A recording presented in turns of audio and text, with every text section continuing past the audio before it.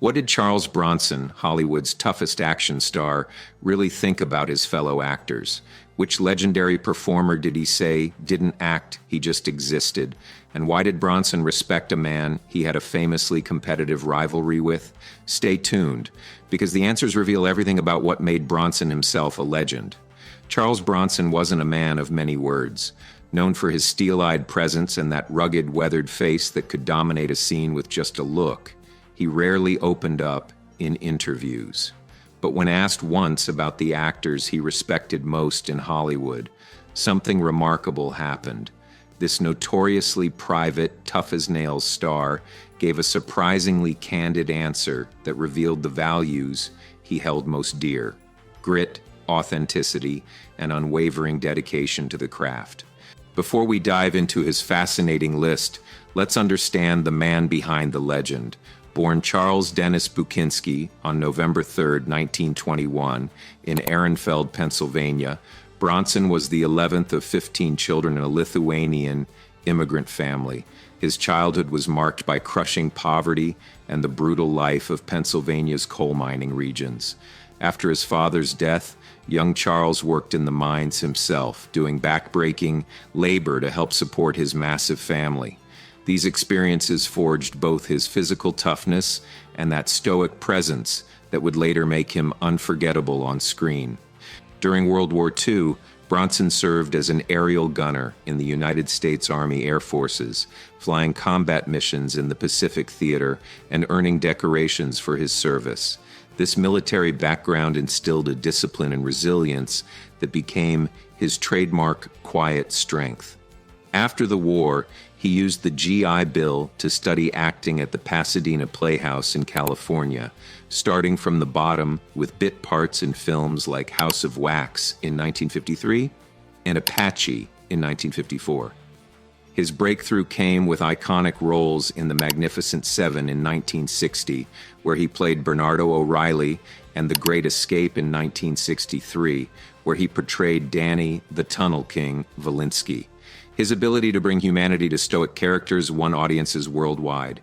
By the late 1960s and 1970s, he'd become an international star, especially after Sergio Leone's Once Upon a Time in the West in 1968, where his harmonica-playing gunslinger became one of cinema's greatest roles.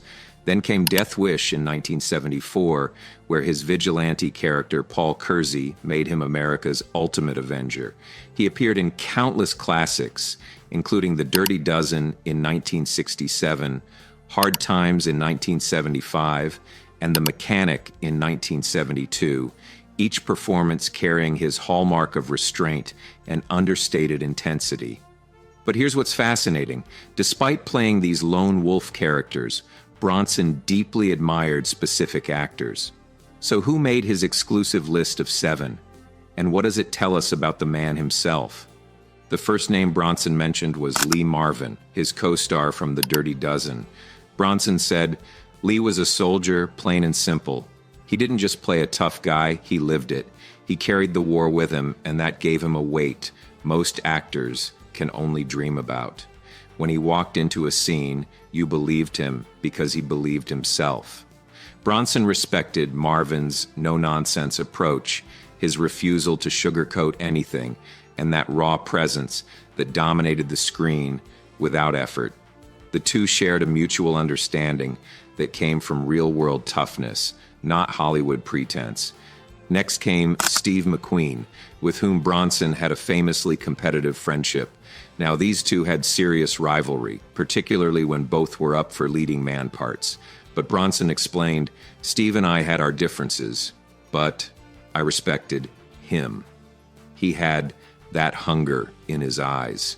He fought for every role like it was his last.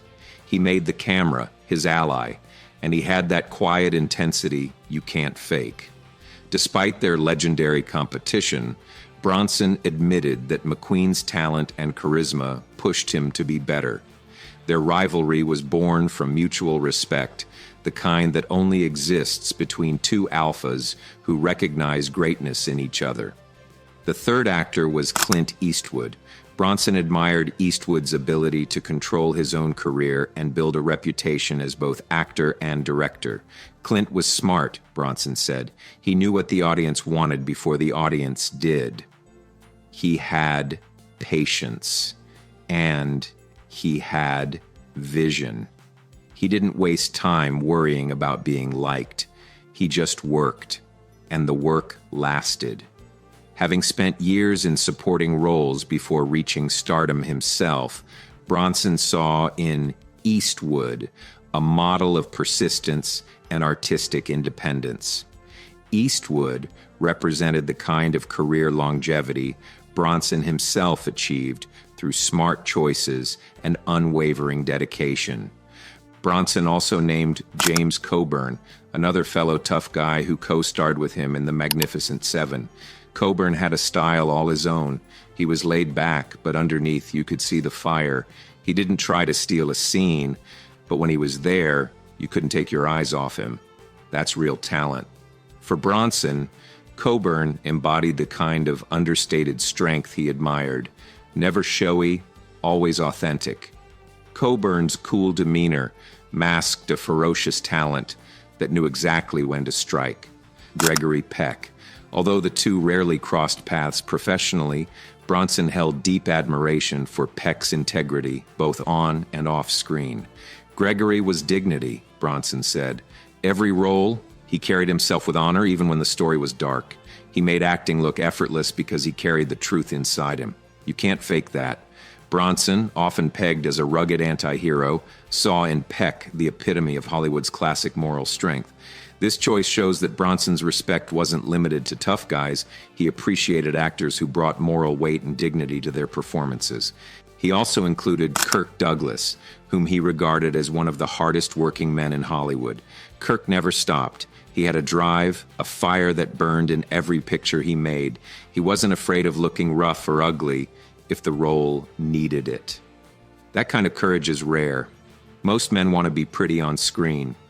Kirk wanted to be real. Bronson admired Douglas's fearlessness in playing flawed characters and his relentless energy.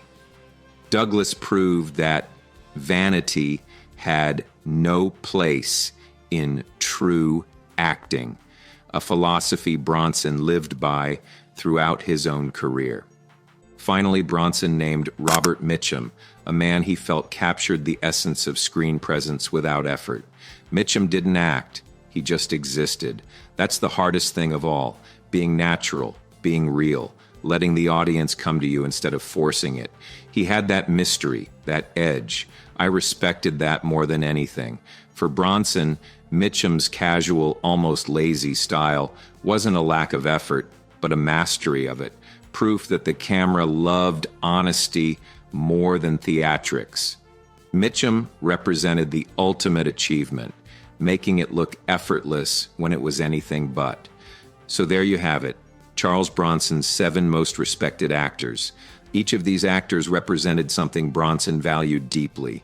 For an actor like Charles Bronson, who built his entire career on raw presence rather than words, these 7 stood as the rare few worthy of his genuine respect. Charles Bronson passed away on August 30th, 2003, at age 81 at Cedars-Sinai Medical Center in Los Angeles, leaving behind a legacy that continues to influence action cinema today. He was laid to rest in Brownsville Cemetery in West Windsor, Vermont, far from Hollywood's glitz, in a peaceful rural setting that reflected the private, understated man he truly was.